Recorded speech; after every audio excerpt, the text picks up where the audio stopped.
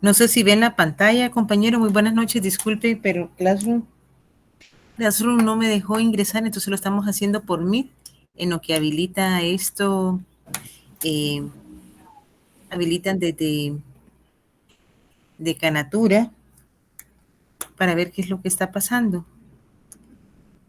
No sé si pueden ver la pantalla. No, Buenas No, noches, licenciado. licenciado. ¿No se ve? no, Lick, no se ve. Espérenme, entonces ahorita veo. ¿Ahorita? No, Lica. No, Lick. Todavía no, Ligda. Ahí Ahora sí, estamos ahora. Sí, Ligda. Ahora sí. ahora sí. Bueno, ayer les mandé la presentación. Esto ya lo habíamos visto en clase. Bueno, creo que hoy que Guatemala ya tiene 2 medallas olímpicas. Es,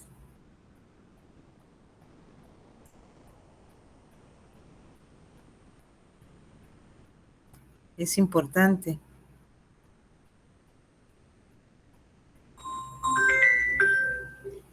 Buenas tardes, Nicole, ¿cómo está?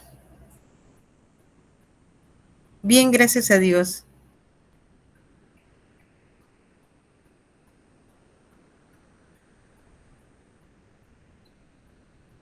Ajá, ajá. Del correo institucional, vaya. Ajá. Gracias, muy amable.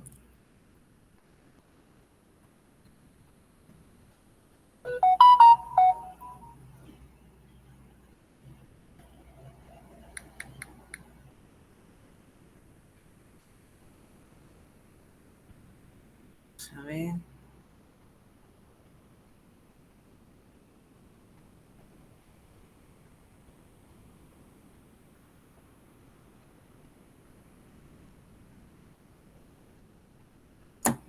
Vamos a ver. GJ Miranda. Ahorita van, perdón, compañeros, es que me están diciendo que hay una forma que ahora es distinto. Espérenme. Con razón.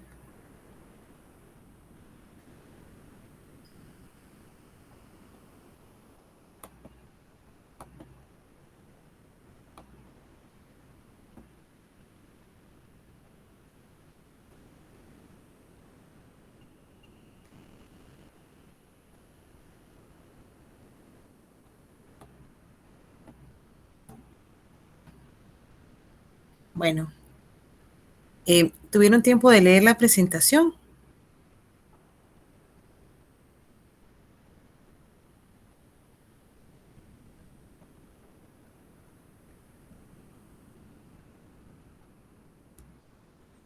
Yo la mera Compañero, verdad, licenciada, solo le eché una ojeada al documento, pero no fue no que lo se leí preocupe, completo. nos pasa.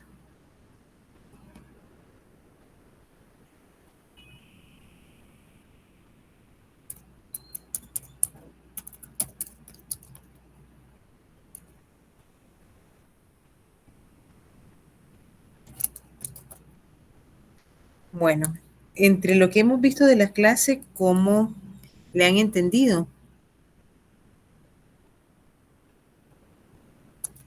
Fíjese, licenciada, que al menos yo, la verdad, lo que veo yo es que el derecho internacional privado ya mira como problemas eh, legales de pronto entre sujetos del derecho mercantil a nivel pues internacional, digamos, Ajá, algunas empresas, o sea, conflicto entre empresas, entre algunas transnacionales, algo así entiendo yo del curso. ajá.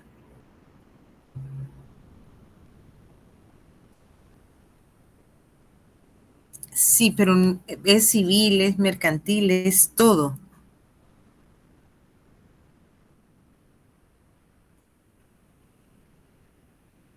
Entonces, sí, en eso sí tenemos que saber que posiblemente a veces no estamos viendo. Por eso sí me interesaba saber qué es lo que han entendido. Porque al final ahorita estamos con las primeras clases, es mucho más fácil que,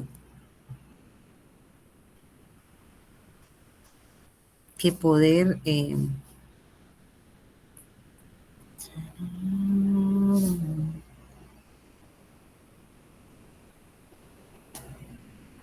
ya.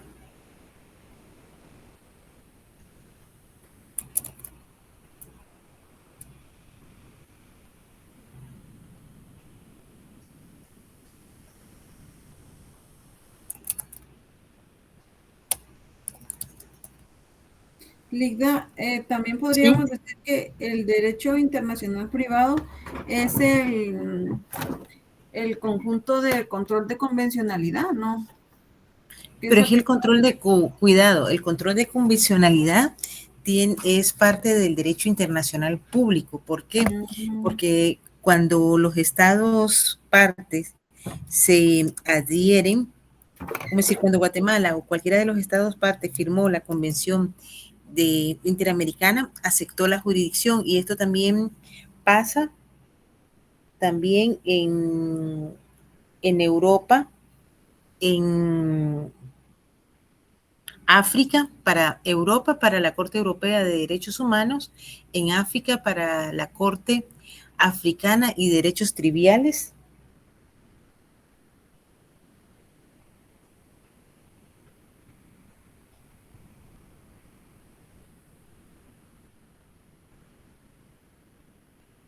Entonces, depende. Por eso les digo que sí va a depender cómo es que sea cuando el derecho, la convencionalidad es un principio en el cual las, los sujetos en carácter internacional, por ejemplo, suscriben una convención, suscriben la jurisdicción que tiene, perdón, suscribe la convención y lo que de ella se va a determinar. ¿Y qué es lo que se determina? Que se necesita es que se va a someter al, a la jurisprudencia de la Corte y acatarla porque son de orden, son vinculantes. Entonces, a veces, por ejemplo, la Comisión Interamericana de Derechos Humanos, que tiene la Corte Interamericana de Derechos Humanos, es la que conoce al final un proceso que se le somete en el que un Estado parte violentó los derechos humanos de algún ciudadano o algún extranjero, y la comisión también es parte de la Convención Interamericana de Derechos Humanos. Crea estas dos instituciones, la Comisión Interamericana de Derechos Humanos y la Corte Interamericana de Derechos Humanos. La diferencia es en que uno y otro le permite, por ejemplo, la comisión es la que recibe una denuncia a nivel internacional y recibe la denuncia, la investiga, corre audiencia de conformidad con lo establece la Convención Interamericana de Derechos Humanos a los estados partes, y se declara la admisibilidad. Cuando ellos ya declaran la admisibilidad, ingresa ya para que la Corte Interamericana de Derechos Humanos conoce el juicio de sustantación para establecer si se violentó este derecho humano. Y después de los análisis, dicta una sentencia. ¿Qué es lo complicado? También existe que muchas veces las sentencias no son de forma inmediata. Por ejemplo, hay procesos que han pasado 7, 8 años, hasta 10 años en la Corte Interamericana.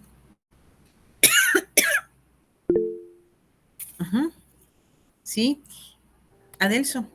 Gracias, licenciada. Disculpe, es que unos compañeros están diciendo que se los puede dejar entrar. Ah, perdón.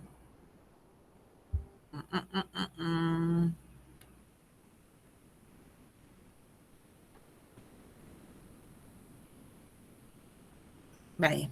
Entonces, pero el control de convencionalidad en el caso de la Corte Interamericana de Derechos Humanos se declara a través de la primera sentencia, que es,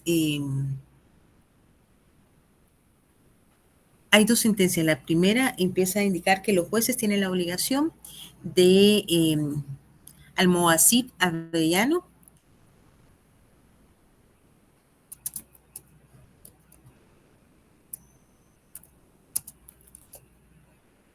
versus Chiles.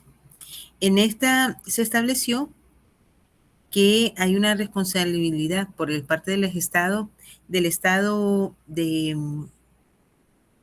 Chile de la falta de sanción, de investigación y sanción de ejecución extrajudicial de Luis Alfredo Almohacid Arellano y da medidas de reparación. El segundo caso es de los trabajadores cesados del Congreso de la República de Perú versus Perú, y ahí sí ya amplía la jurisdicción, y todavía lo ha estado estableciendo la Corte Interamericana, en el que establece de que no solo son los jueces, sino todas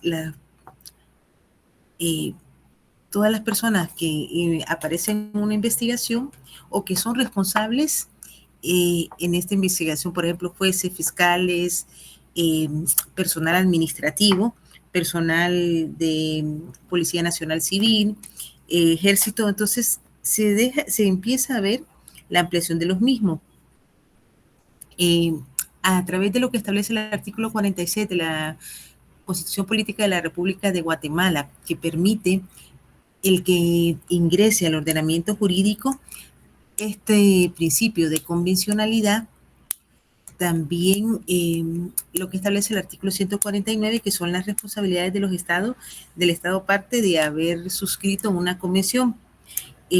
Recuérdense que en derechos humanos está lo que es lo universal y lo particular. Lo universal lo constituye la ONU, pero la ONU no tiene una forma de coercibilidad, solo en ciertas formas de manera política. Sin embargo, las cortes de derechos humanos regionales sí tienen esta obligación, así sí tienen esta coercibilidad de hacer que los estados partes cumplan, más en Europa, porque en Europa tienen una sanción, ese carácter jerárquico que tiene, no solo el derecho interno, sino el derecho internacional le permite que si la persona en la Corte Europea de Derechos Humanos no cumple, se le sanciona con ciertas ayudas económicas a los estados parte. Sí, Luis Fer. Ligda, perdone, fíjese que hay compañeros que no pueden ingresar a la reunión porque se está saturando. No sé si les habilitamos otra reunión. Bueno, yo la habilito y les presento pantalla, disculpe. Ah, sí, excelente. Ah, ok, muchas gracias. Sí, porque no me llegó el correo de lo que estaba haciendo. Entonces, hasta ahí Okay. me entienden en este punto. Y ya hay entonces hay que tener cuidado porque el principio de convencionalidad es la obligación de los estados partes de cumplir con las convenciones y con los tratados de derechos humanos en el ámbito de los estados americanos. Y ahí incluso se excluye Estados Unidos. Sin embargo, acuérdense que Estados Unidos no ha firmado muchas de las convenciones de derechos humanos a nivel internacional. Entonces, esto sí complica un poco porque lo que ya firmaron los convenios, suscribieron las convenciones, sí van a ser objeto de que se conozca la presentación de denuncias a nivel internacional por violación a derechos humanos. Y por eso les hablaba del caso del ejemplo de el matrimonio igualitario. Hasta ahí estamos bien, ¿me entendieron?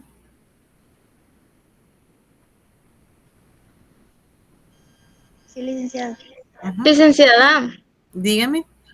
yo lo que entiendo, bueno, es que si lo pongo a diferenciar con el derecho internacional público, que se regula relaciones entre estados, el Ajá. derecho internacional privado lo que regula es las relaciones entre particulares y los estados, pero son Entre de... particulares y particulares o particulares y Estado. Ajá, Acuérdense que, ojo, el derecho internacional público no solo va a relacionar los derechos o los derechos y obligaciones entre Estados, sino entre aquellas entidades de carácter público, entiéndase Corte Interamericana, Organización de Estados Americanos, la Orden de Malta, que era lo que en su momento fueron las cruzadas. Todos los que tengan una personalidad jurídica reconocida a nivel internacional, por ejemplo, UNICEF, van a tener una relación, no solo son los estados, porque entonces se están quedando muy, muy sesgados. ¿Por qué? Porque hoy por hoy no solo los estados tienen esa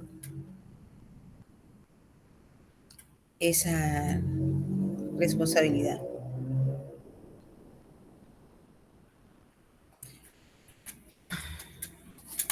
Habíamos hablado de lo complejo que era el derecho internacional privado por la cantidad de estados que existen, y cada uno de los estados tiene una normativa jurídica muy diferente, y lo vimos, por ejemplo, en el caso de El Salvador, pero Costa Rica. Pero si nos vamos, por ejemplo, a los países con árabes, ¿creen que van a tener la misma normativa de, de todos los demás estados como Guatemala? No. Mi opinión, No. no, licenciada. No, es que no la tienen. ¿Por qué? Porque se recuerdan de que ellos tienen, por ejemplo, lo que nosotros pudiéramos ya establecer que fueron los estados partes que ellos, por ejemplo, los derechos de las mujeres serán igual en comparación lo que tiene las relaciones incluso de carácter civil. El matrimonio, allá sí la mujer está en sujeción. No sé, hubo un caso muy paradigmático en el que hubo una joven médico que se casó con una persona que no tenía la misma religión del Islam. Y ella fue incluso la Corte Europea de Derechos Humanos siguió ese caso porque a ella se le había condenado a la pena de muerte por haberse casado con una persona que no tenía la religión del Islam. Entonces nos vamos a dar cuenta que en ese orden de ideas sí es muy complejo de conformidad con estas normas, porque acuérdese que la mujer tiene en muchos de los estados del Islam, tiene que usar el burka, no se tiene que dejar ver el cabello, son elementos que nosotros, o algunas ni siquiera se les permite estudiar, o algo otra así. Entonces vamos a ver que dentro de ellos mismos sí tienen ese cambio de la realidad. El derecho internacional privado también la presencia de ciertas circunstancias de vinculación de estos elementos de condición, elementos de sujeción o de cualquier otra forma entre la hipótesis legal de la norma jurídica de un Estado y la situación de hecho que reúne los extremos fácticos previstos en esa norma jurídica. Pueden dar lugar a una extensión extraterritorial de la norma jurídica que le hará rebasar los límites territoriales del sistema al que pertenece y se aplicará en otro Estado. Esta posibilidad se aplica extraterritorialmente a las normas jurídicas presentando dos aspectos, uno activo y otro pasivo.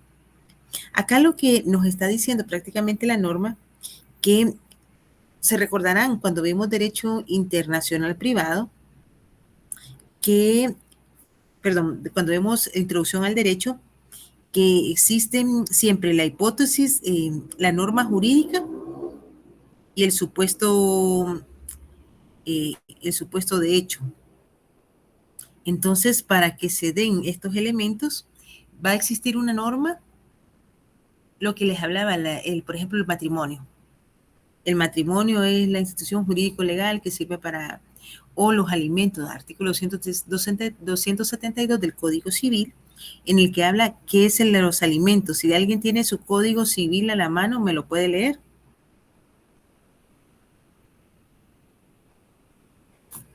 ¿Qué artículo, perdone, licenciada? 272, dijo licenciado. 272. Artículo 272 del Código Civil, ¿verdad? Sí. Los padres deben entregar a los hijos, luego que estos lleguen a la mayoría de edad, los bienes que les pertenezcan y rendir cuentas de su administración. No, perdón, pero me voy a jalar yo mi Código Civil porque entonces no le estoy dando bien el artículo.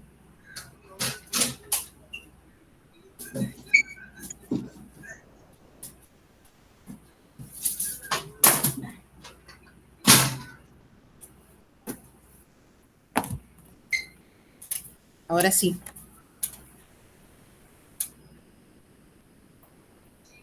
$278 dice acá una compañera. Ahorita le digo. Sí, no. Prohibiciones generales. Estoy leyendo el Código de Comercio. No tengo mis otros códigos de comercio. ¿Puede leer el 278, compañerito? El artículo 278, concepto. La denominación de alimentos comprende todo lo que es indispensable para el sustento, habitación, vestido, asistencia médica y también la educación e instrucción del alimentista cuando es menor de edad. Exactamente. ¿Qué pasa si, por ejemplo, como dice de alimentos, se casa un chapín con un alemán? ¿Tienen hijos? Acuérdense que al casarse, la persona guatemalteca o el alemán pudiera pedir los alimentos si la situación económica, porque esas son en reglas generales, la situación económica de alguno de los cónyuges lo estableciera. Y, por ejemplo, nuestro Código Civil establece que se pueden demandar hasta los abuelos. ¿Por qué? Porque el derecho de alimento de los niños, en el caso, es un derecho humano y por eso es que en su momento los delitos de negación de asistencia económica pasaron de ser de un delito de acción pública dependiente de instancia particular a un delito de acción pública. ¿Por qué? Porque se tenía este derecho humano que cumplir con las personas. Entonces, por ejemplo, se casa la persona y no está dándole los alimentos al hijo, puede pedirle a este ciudadano alemán que le pague los alimentos.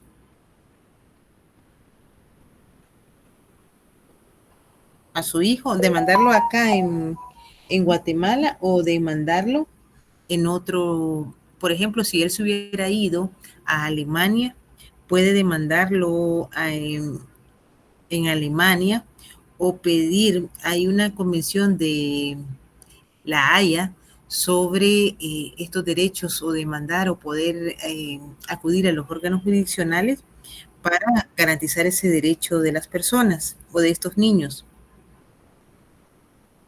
Entonces me entiende que existe el supuesto de hecho y la norma jurídica. Pero el supuesto de hecho es esa acción o que realiza o deja de realizar la persona. Y vamos a darnos cuenta que en estas relaciones jurídicas van a haber acciones de carácter activo y otro pasivo. El aspecto activo de la norma jurídica de un Estado penetra con vigencia indiscutible en el territorio de otro Estado. ¿Por qué? Como les decía anteriormente, por ejemplo, algunas de las situaciones que se han dado también en materia de derecho civil son todo lo relativo a los derechos de hereditario, el cajo, la sucesión hereditaria intestada y cómo cada uno de los países lo van a aceptar. Por ejemplo, el Código Civil nos habla de que en Guatemala hay testamento común abierto y testamento común cerrado. Hasta el día de hoy no he visto en ninguno de los notarios, y eso que yo revisé protocolos para hacer el trabajo de el registro notarial a mi cargo, y resulta que en el testamento común cerrado lo que se hace es que la persona puede escribir todo lo que está atestando y lo lleva ante el juez, ante el abogado, perdón, ante el notario, o lo puede llevar ante un juez, pero es mucho más complejo, y le pide que quiere otorgar su testamento común cerrado. El testamento común cerrado se ingresa en un sobre manila y se hace una acta donde se hace ver que es el testamento común cerrado de la persona de Gretel Johanna Miranda Selva y el que fue presentado. Entonces se hace una acta y se protocoliza. ¿Qué es lo que pasa con este documento? Que si este documento se rompe, lo pierden o se altera, rompen donde está el acta, ya no tiene ninguna validez. Se realizan los avisos y la sucesión a nivel internacional testamentaria, por ejemplo, en Estados Unidos como en otros países se acepta el testamento hológrafo, y que es el que usted hace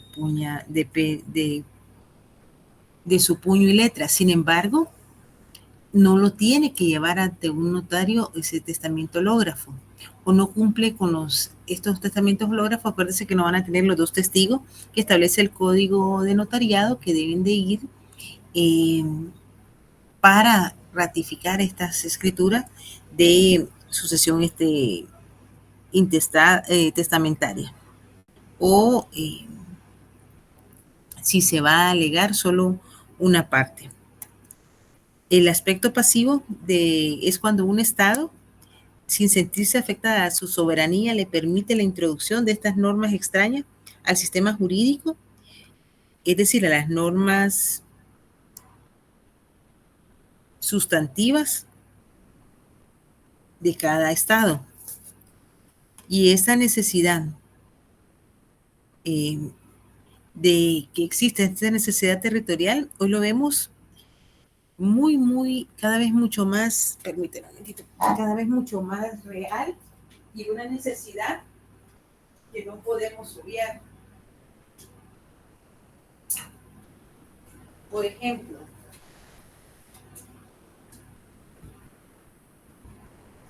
no podría un Estado decir que no va a cumplir con la sucesión testamentaria o analizar el juez que el extranjero está pidiendo que se traiga esa norma extranjera para poder confrontar con nuestra legislación.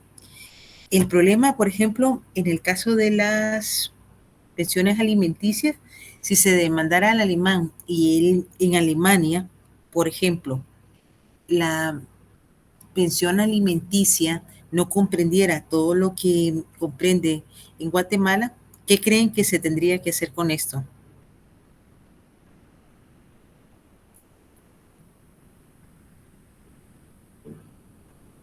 Aquí estamos hablando de los derechos del niño y existe la Convención sobre los derechos del niño, de la cual está, por ejemplo, la mayoría de los estados latinoamericanos ya son parte. Entonces se tiene que privilegiar, ¿no?, esos derechos humanos, pero igual el juez debe de entrar a conocer. ¿Por qué? Porque la propia Convención sobre los Derechos del Niño, en el artículo 3 y 12 habla sobre el interés superior del adolescente, y ese es que en procesos administrativos, judiciales o de cualquier índole, se debe buscar lo mejor para el niño, y buscando o dictando las sentencias que correspondan para garantizarle esos derechos. Entonces, hasta ahí me entiende. Y como nosotros somos parte de la convención y de la jurisprudencia, ya han habido ya sentencias por la violación a los derechos humanos de niños, niñas y adolescentes, entonces podemos darnos cuenta que estas normas sí son muy importantes. Y esto también es importante porque acuérdense que tenemos procesos civiles, procesos penales, pero en los procesos laborales, ¿qué es lo más importante?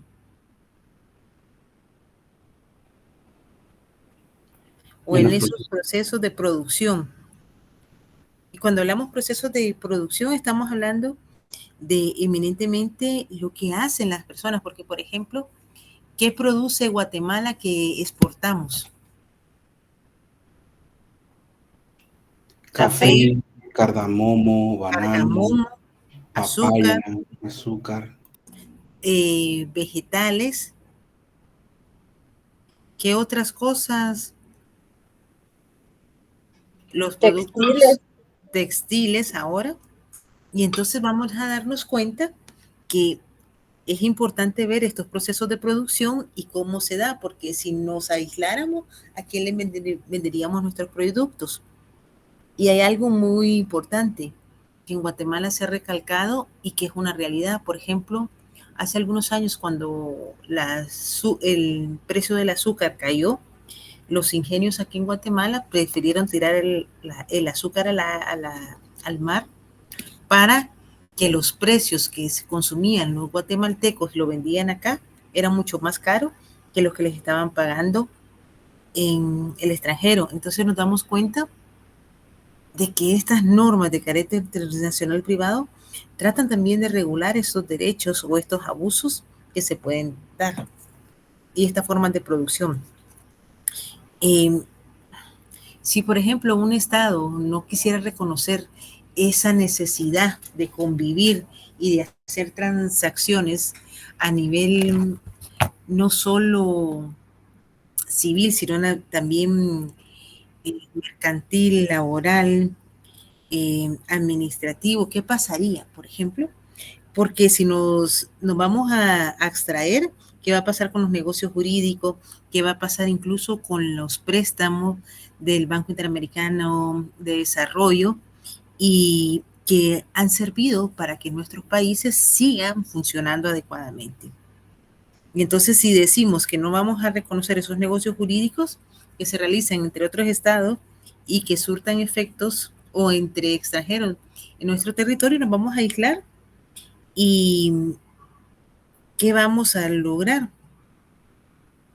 No vamos a lograr que no podamos hacer transacciones jurídicas a nivel internacional, no podamos también, eso hace que no tengamos certeza jurídica para ver cómo vamos a interactuar en estas situaciones. ¿Por qué no habría certeza jurídica? Porque qué extranjero quisiera venir a hacer una acciones o poner un negocio si realmente no existe certeza jurídica que se vayan a respetar sus derechos. Vamos a obstaculizar ese comercio, pero también la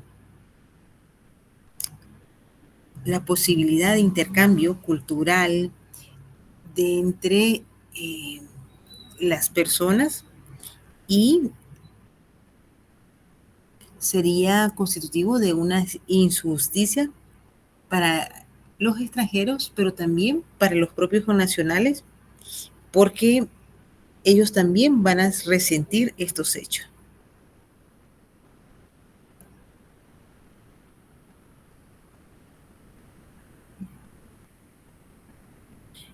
Y la extensión del derecho internacional privado le ha de corresponder a la norma jurídica aplicable en una relación jurídica que admite la posibilidad de regirse por reglas de derecho de dos o más países. Y en una situación concreta puede estar regida por normas de naturaleza civil, mercantil, administrativa, fiscal, constitucional, laboral, agraria, penal, notariada, administrativa, y así podemos seguir. Por favor, compañeros, cuando les hablo de situación fiscal nos estamos refiriendo al pago de impuestos, a esos hechos generadores que constituyen el pago de impuestos. No hace mucho escuchaba a alguien que decía que cuando un Estado le está imponiendo a otro que pague los impuestos, es una violencia.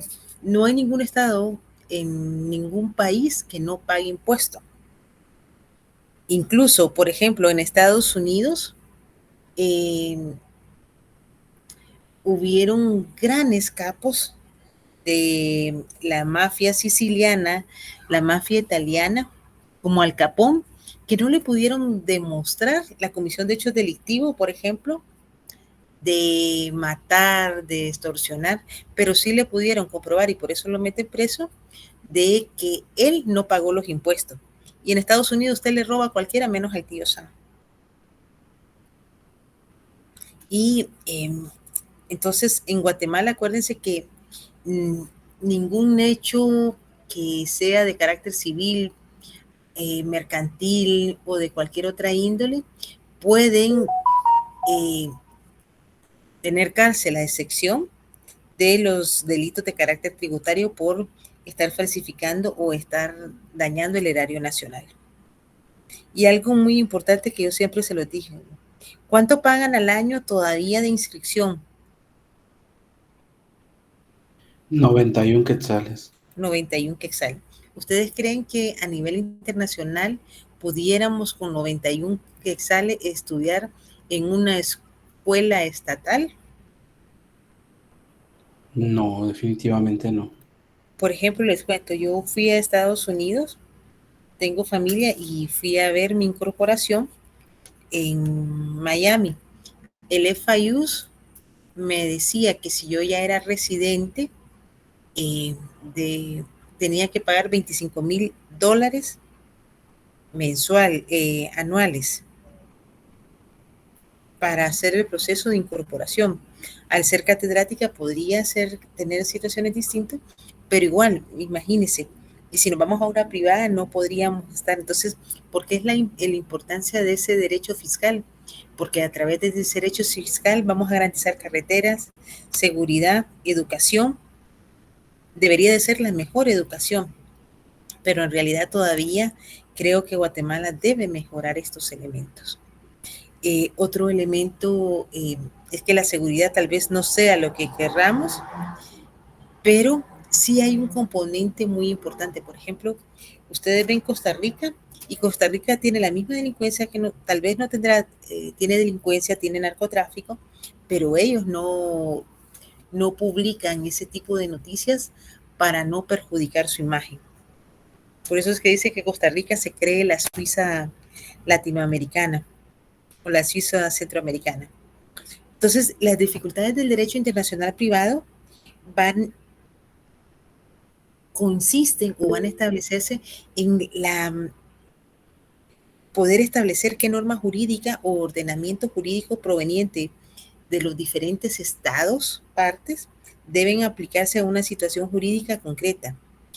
Y más si es una situación compleja, al advertir de la falta de una norma jurídica superior a las presuntas normas aplicables y que carecen de un tribunal jerárquicamente más alto a las autoridades estatales con el conflicto planteado. Esto es importante porque nosotros podemos acudir a un juez. Perdone la irrupción. Fíjese que ahorita a las 7 en punto tenemos el curso con la doctora Nájera. Bueno. Perdone la...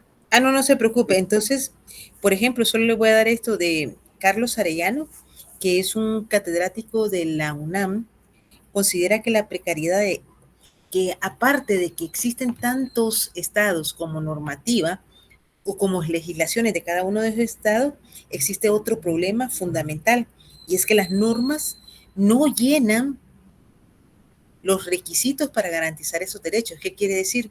Que estas normas jurídicas son precarias, no hay buena técnica legislativa, no se crean muchas veces las leyes, pero no están todos los órganos jurisdiccionales y también, aunque existen los órganos jurisdiccionales, no se dan abasto para la cantidad de población que existe.